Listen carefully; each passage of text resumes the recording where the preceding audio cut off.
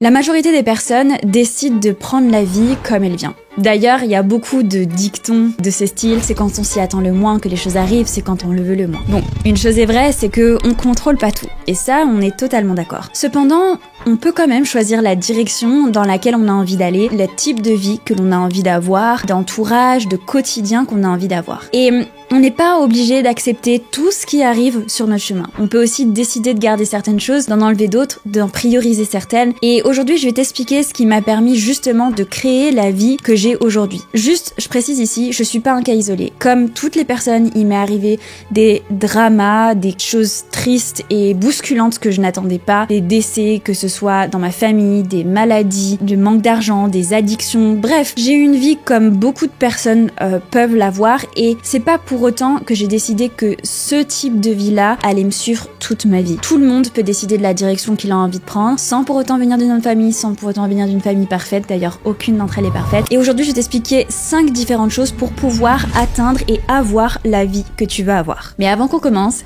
hi besties et bienvenue dans un nouvel épisode. Si tu apprécies le contenu de cette chaîne, n'hésite pas à mettre un petit pouce en l'air et surtout à t'abonner pour encore plus de contenu finance et investissement. La première chose que je fais et que je trouve assez significatif, c'est de faire un check de sa semaine. Comme tu le sais peut-être, si tu me suis depuis un moment, j'aime organiser toute ma semaine heure par heure. Et je fais ça sur Google. Et donc forcément, arrive la fin de la semaine, j'ai une image très claire et très nette de ce que j'ai fait de ma semaine, de ce que j'ai accompli, etc. Et en fait, ce que je vais faire chaque semaine, c'est que je vais regarder si ma semaine, elle est en accord avec mes objectifs de l'année. Je vais avoir différents objectifs pour l'année, qui soient professionnels, personnels, des revenus que j'ai envie d'atteindre, un certain nombre d'abonnés, ou que ce soit encore, par exemple, mes relations, que ce soit amicales, amoureuses, etc. Je vais avoir différents objectifs sur ces différents domaines et je vais regarder si ma semaine, elle est alignée avec ces objectifs-là. Si je suis pas, par exemple, en train d'en délaisser un, ou si, par exemple, juste je me fais pas emporter par la vie et le quotidien de la vie. Parce que parfois, on a des objectifs très précis au début du mois de janvier et puis au mois de mars, il y a plus personne. Donc, pour ça,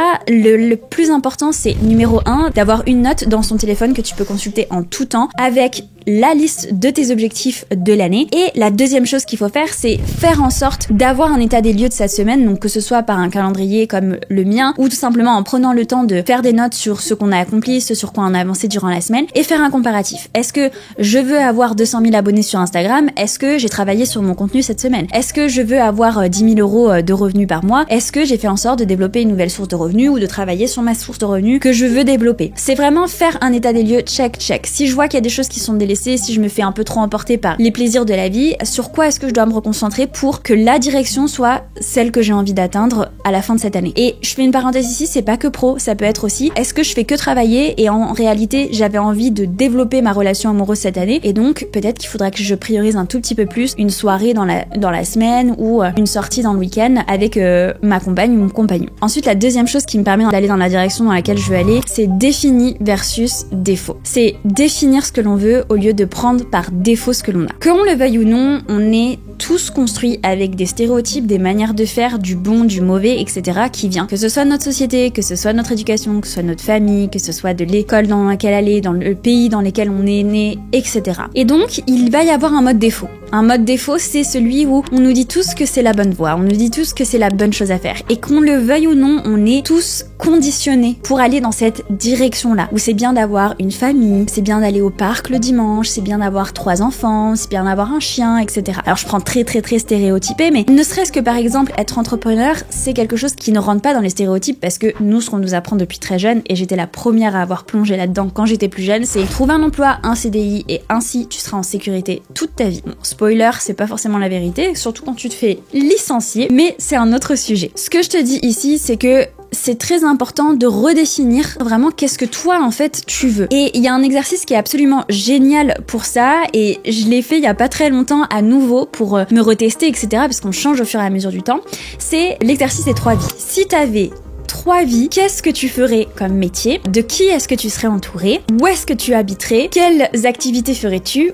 Ou encore, est-ce que tu aurais des enfants? Et en fait, je trouve que cet exercice, il est super intéressant parce que il y a des réponses où tu vas te dire, si j'avais une autre vie, que j'avais pas telle et telle responsabilité, que j'étais pas née là et là, j'aimerais être danseuse, j'aimerais vivre dans un autre pays, j'aimerais tester ce travail, ou j'aimerais avoir non pas un enfant mais 5. Enfin, en fait, tu te retrouves à rêver et à laisser ton imaginaire explorer les différentes options qu'il aimerait bien explorer, en fait, tout simplement. Parce que c'est comme si tu cassais les barrières. Ok, c'est pas ma vie, c'est pas moi, je peux faire tout ce que je veux, où est-ce que je vais? Et en fait, c'est pour ça que je trouve absolument génial cet exercice, parce que il va te permettre de mettre sur le papier différentes inspirations, différentes choses que t'aimerais vraiment faire, mais que tu fais pas tout simplement parce que tu utilises le mode défaut. C'est-à-dire que tu te mets plein de barrières qui sont dues à ton éducation, à tes impératifs ou tes responsabilités familiales, sociales, etc. Et là, en faisant cet exercice, tu te donnes l'opportunité de casser ces barrières et d'aller voir plus loin qu'est-ce qui se passe. Ce qui est intéressant après, c'est de faire en sorte de faire un mélange de ces différentes vies que tu as imaginées sur ton papier et d'aller étape par étape explorer justement certaines de ces activités, certains de ces métiers, certains de ces modes de vie pour trouver celui qui serait le plus idéal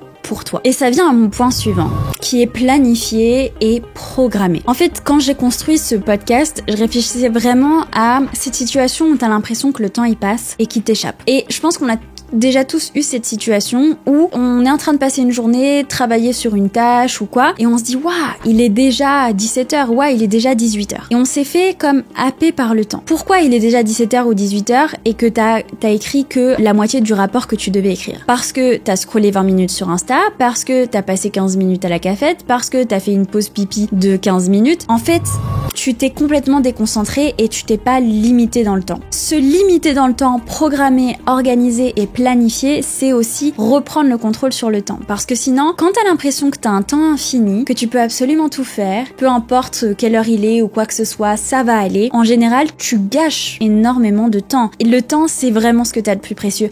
Et particulièrement quand tu n'as pas encore beaucoup d'argent. Parce que généralement, quand t'as pas beaucoup d'argent, c'est le moment où t'as le plus de temps. J'ai un ami actuellement qui est justement en train de chercher un travail. Il est un peu dans cette phase où, dès que quelqu'un lui propose un café, une sortie, etc., il est toujours présent parce que, entre guillemets, il n'a rien à faire. Et il se rend pas compte de combien son temps est précieux, et particulièrement quand t'as la possibilité d'avoir tes 24 heures à toi dans une journée, c'est le moment de les utiliser. Pas de les gâcher pour boire des cafés, mais plutôt pour te former, t'informer, voir les opportunités, en saisir des nouvelles, faire en sorte de découvrir encore plus de choses sur les réseaux sociaux, sur internet, etc. Enfin, le temps, c'est la chose la plus précieuse. Et pour arriver à contrôler ton temps de la meilleure manière possible, il y a 3 choses auxquelles tu dois faire attention. La première chose, c'est faire une liste des objectifs pour ton mois. Tu prends 2 à 3 objectifs dans le mois et tu fais en sorte de travailler dessus et tu fais en sorte de le prioriser pendant tout le mois. Actuellement, ma priorité, c'est vraiment la création de contenu que je suis vraiment en train d'améliorer, etc. Et deuxièmement, l'écriture du séminaire. Et donc, toute ma priorité pendant le mois, c'est ça. Et bien après, je peux avoir aussi un objectif perso aussi. La deuxième chose, c'est d'identifier ton human design. Alors, je lisais des informations par rapport à ça il y a quelques jours. Dans le human design, il y a tout un rapport aux astres, etc. Pour le coup, je suis pas hyper fan de ça, de t'es né à telle heure ou tel endroit, etc. Donc c'est ça ton human design. Par contre, ce que je trouve intéressant, c'est qu'il t'explique les différents types de personnes et leur manière de travailler. Et donc toi, juste en prenant ces définitions, ça peut te permettre en fait d'identifier quel type de personne tu es et donc de mieux adapter ton emploi du temps et ton organisation. La première chose, c'est les générateurs. Donc eux, c'est une personne qui ont de l'énergie constamment. Et la majorité des gens, on dit, sont générateurs. C'est pour ça que notre société, elle est plutôt construite de cette manière-là. C'est-à-dire des personnes qui ont vraiment tout le temps d'énergie, qui sont tout le temps à fond. Deuxième, c'est les manifestants. Donc c'est des personnes qui vont avoir des poussées d'énergie et après qui vont avoir besoin vraiment de repos, de récupérer après l'action. Ensuite, il y a les projecteurs. C'est des personnes qui n'ont pas une énergie vitale constante, ce qui les rend plus sujets à la fatigue. Donc il y a des moments, c'est les bons moments et des moments pas trop. Ensuite, il y a les réflecteurs. C'est des personnes qui sont sensibles aux énergies des personnes et qui vont être très sensibles à leur environnement. Donc c'est-à-dire que s'il y a des personnes qui les motivent, vont être très motivées, et s'il y a des personnes qui sont très down ou en mode je fais rien, ils ils vont être down. Donc ces personnes-là, elles ont besoin d'être entourées et notamment entourées par des personnes qui vont les booster. Et il va y avoir les manifesting générateurs, donc c'est un mélange entre générateurs, donc ceux qui ont de l'énergie tout le temps, et les manifestants, donc ceux qui ont besoin de repos, etc. Et ça va un peu dépendre de la tâche et de la période de l'année. Mais en fait, ce qui est intéressant avec ça, c'est vraiment de voir, par exemple, les personnes qui sont manifestants, c'est plutôt des personnes qui ont besoin de travailler sur une même tâche pendant une certaine durée et après passer à une autre tâche, mais qui peuvent pas faire plein de petites tâches dans la journée. Que moi, par exemple, je sais que j'aime vraiment, je suis plus dans le côté générateur, c'est-à-dire que j'ai une grosse énergie qui dure toute la journée, même le soir. Enfin, moi, je suis tout le temps en forme. Je suis vraiment la nana. Je suis tout le temps en forme.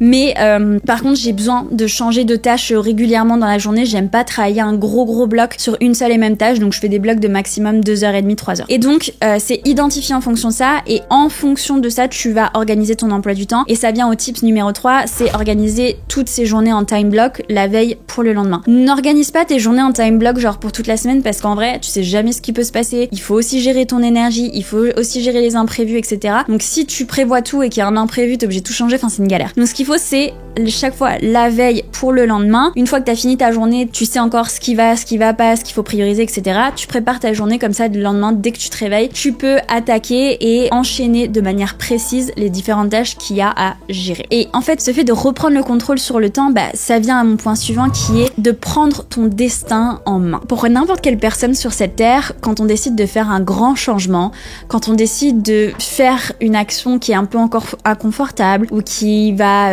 nous exposer ou qui va faire qu'on va potentiellement échouer, etc. On a peur, on n'ose pas trop y aller et limite, on a envie de se cacher le plus possible. Et moi, la première, il y a 5 ans, quand j'ai décidé de commencer YouTube, j'avais peur potentiellement qu'on se moque de moi, qu'on me dise que je racontais n'importe quoi, que voilà, qu'il y ait des moqueries ou que je sois pas à la hauteur ou que je me trompe parfois sur des partages d'informations, etc. Et donc, j'aurais pu prendre l'option de rester dans mon coin, faire une petite vidéo YouTube, la mettre et si je vois que ça marche pas, tout supprimer et faire comme si de rien n'était et ne rien dire à personne. Le problème quand tu fais ça, c'est que, en fait, si t'as pas peur d'échouer publiquement, tu vas faire la moitié du travail et après, tu vas abandonner parce que t'as besoin de dire à personne que t'as échoué. Il y a personne qui t'est redevable, donc entre guillemets, personne ne va te demander si t'as échoué ou si t'as gagné, donc c'est pas grave si t'abandonnes. Et donc tu vas abandonner beaucoup plus rapidement que si tu l'avais dit à quelqu'un. Cette personne, elle va te dire après, mais alors ça en est où ton projet? Et là, tu vas devoir des comptes à une personne. Mais quand tu dois des comptes à une personne, tu peux pas lui dire, j'ai publié une vidéo, ça a pas marché, j'ai échoué. Non.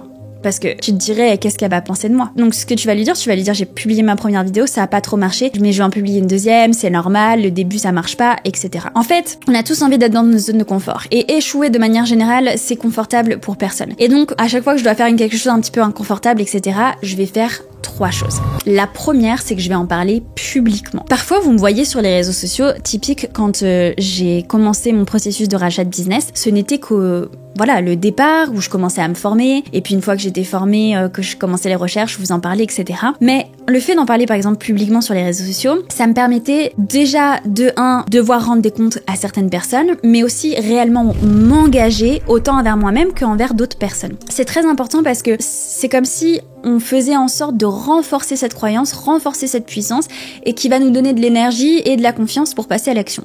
Quand vous voyez Elon Musk qui dit tous les jours on va aller sur Mars, on va coloniser Mars, etc.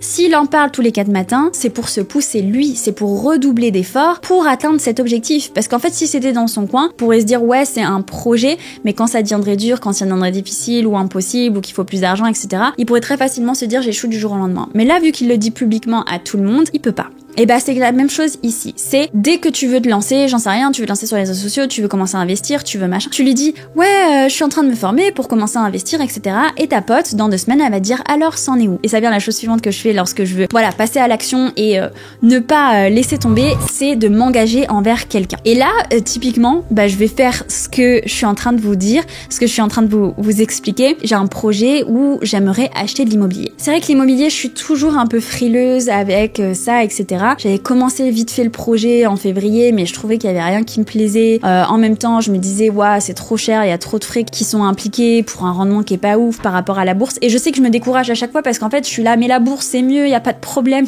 Enfin voilà. Donc je sais, et c'est aussi un petit peu une excuse parce que c'est un boulot en fait. Enfin, l'immobilier, je trouve, prend considérablement beaucoup trop de temps, mais en même temps, j'ai envie de diversifier mes investissements parce que j'ai énormément d'argent en bourse. Le projet rachat de business, je peux pas le faire pour l'instant, donc et de l'or, j'en achète tous les mois, donc il y a un moment, j'ai plus de 10 000 options, quoi, et donc je me dis, allez, go l'immobilier. Mais ce que j'ai fait, c'est que je me suis engagée auprès d'un ami à moi, qui est dans l'immobilier, et j'ai dit, vas-y, on fait le projet ensemble. Tu m'accompagnes, tu m'aides, et on fait le projet tous les deux. Et donc, à la fois, je m'engage envers lui, et à la fois aussi, je m'engage envers vous parce que je vous en parle. Et donc, forcément, parce que les réseaux sociaux, en plus, c'est ça, forcément, il y a quelqu'un qui va me dire, ouais, c'en est où ton projet? Et donc, je suis obligée de pas abandonner, même si c'est inconfortable, même si ça me saoule, même si des fois, je me dis, j'ai pas le temps, j'ai pas envie, etc. Parce que je le dis publiquement, et donc, forcément, on va revenir vers moi en me demandant des comptes, entre guillemets. Et donc, moi, ça va me pousser à donner le meilleur de moi-même. Avoir un projet, c'est bien, devoir des comptes, c'est bien, mais le plus important, c'est de se mettre une date limite. Parce que sinon, pour tous ces gros projets qui prennent du temps, qui demandent de l'effort sur de long terme, etc., ça peut durer une éternité. Ça peut durer une éternité en te disant, je suis toujours en train de créer ma formation que je veux commercialiser. Je suis toujours en train de me former sur les investissements alors que ça fait 5 mois que tu as acheté une formation. En fait, ça peut durer une éternité. Donc c'est pour ça qu'il faut que tu te mettes une date et que tu te dises, à cette date-là, j'accomplis ce que j'ai prévu d'accomplir, en fait, tout simplement. La première formation que j'ai créée, en début juillet, je me suis dit, il faut que je lance cette formation. Le 1er septembre, il faut qu'elle soit complètement finie. Et je suis sûre et certaine que si je ne m'étais pas fixé de date, c'était sûr et certain que ça allait pas être fait. Donc, il faut se mettre des dates pour savoir prioriser et pour savoir passer à l'action parce que sinon, tu trouveras toujours un moyen de mettre autre chose en priorité. Que lorsque tu sais que ce qui est le plus important à faire, que tu t'es fait une promesse d'arriver à une telle date, que tu t'es engagé auprès des gens, etc., je peux t'assurer que tu trouveras le temps, l'énergie, l'effort et la discipline pour atteindre cet objectif que tu as envie d'atteindre. Après, il y a quelque chose qui peut parfois t'empêcher d'atteindre cet objectif-là, même si t'as fait tout ce que je t'ai dit avant, c'est les distractions. Les distractions sur le téléphone et sur les réseaux sociaux. Pour moi, il y a 2 types de distractions. Il y a la distraction digitale et il y a la distraction mentale. La distraction digitale, c'est le simple fait de recevoir une notification. Ça peut être pour un like sur Insta, ça peut être pour une nouvelle vidéo qui est sortie sur YouTube, etc.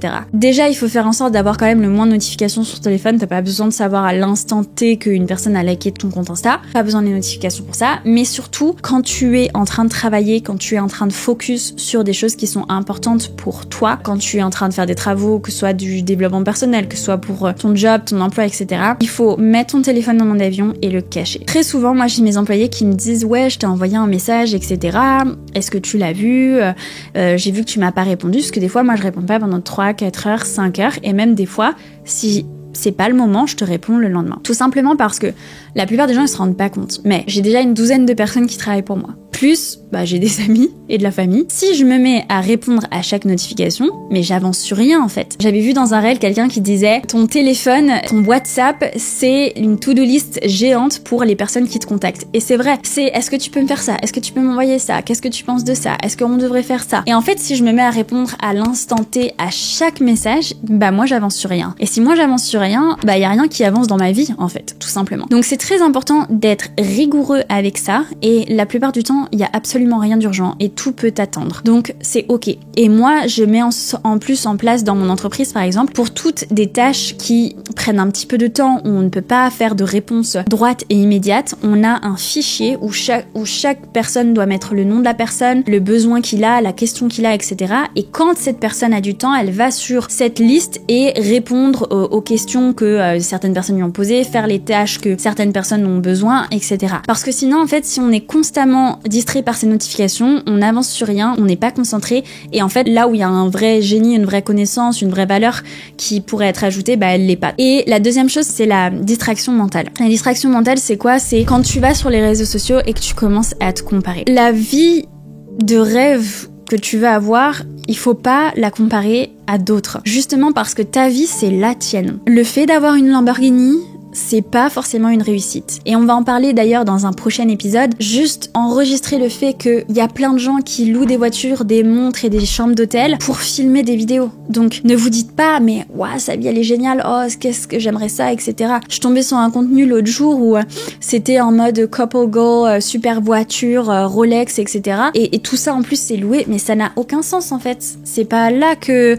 il faut se comparer, c'est pas là qu'il faut se laisser distraire en mode mais moi j'ai pas atteint ça, mais moi je peux pas rouler dans une Ferrari, etc. C'est important, c'est de se concentrer sur toi, ce que tu veux déjà, et qu'est-ce que tu peux faire comme prochaine étape pour atteindre petit à petit ton objectif. Et pour une certaine personne, elle a envie de passer ses dimanches proches de sa famille, en banlieue parisienne, dans la petite fête foraine du coin, et puis il y a une autre personne, son rêve ça va être d'aller faire une rando à la montagne tous les week-ends, puis il y en a une autre personne, ça va être d'aller dans un beach club à 2000 €. Enfin, chacun a ses kiffs. Mais ce qui est important, c'est d'être ok avec soi-même, d'accepter ses kiffs, parce que parfois, là, je vous ai dit le beach club, et il y a moyen que des personnes qui me disent quoi, 2000 € dans un beach club, mais c'est impensable, c'est n'importe quoi, c'est vraiment choquant. Non, pour certaines personnes, ça ne l'est pas, et c'est sûrement ça leur kiff, et c'est ok. Il y a pas à juger, il y a pas de c'est mieux d'aller à la montagne qu'au beach club ou quoi. Mais ce qui est important, c'est d'être à l'aise avec ce que tu veux, d'être très clair, et surtout de ne pas aller te comparer aux voisins. Ton chapitre 2, c'est ton chapitre 2. Mais t'inquiète pas que ça se trouve, le chapitre numéro 27, il va être